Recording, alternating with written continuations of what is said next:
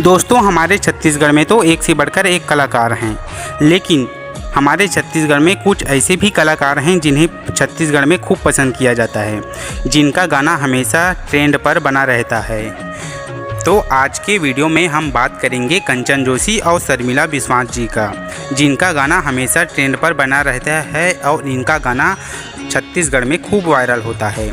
तो वीडियो में आगे बढ़ने से पहले एक छोटा सा रिक्वेस्ट है कि अगर आपने अभी तक हमारे चैनल को सब्सक्राइब नहीं किया है तो चैनल को सब्सक्राइब ज़रूर करें और अपने छत्तीसगढ़िया भाई को आगे बढ़ाने में मदद करें।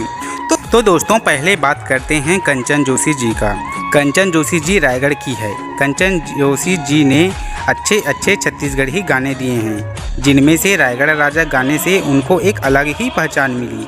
इनके बाद कंचन जोशी जी का लगातार हिट गाने आते गए, जैसे मुरमन चुमे, मोहनी पान ठेला वाली, किरण के मया राजा रे, हाय रे मोर कोचई पान, रानी बस्तर वाली, नाचो मैं और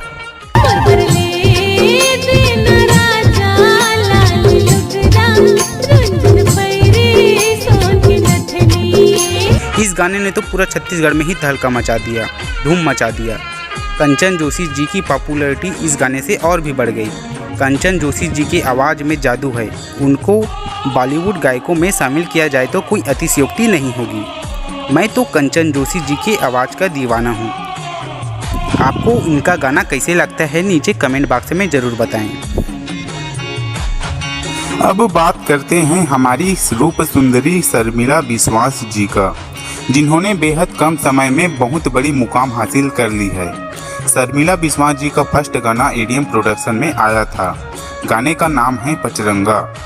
यह गाना लॉकडाउन में शूट किया गया था और दर्शकों ने इस गाने को बहुत ही ज़्यादा पसंद किया।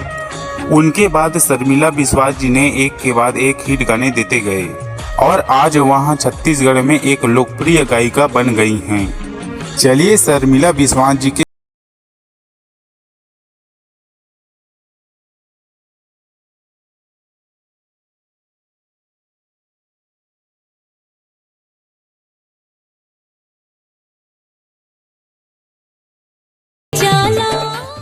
तो दोस्तों, आज के लिए बस इतना ही। मिलते हैं फिर नए वीडियो में।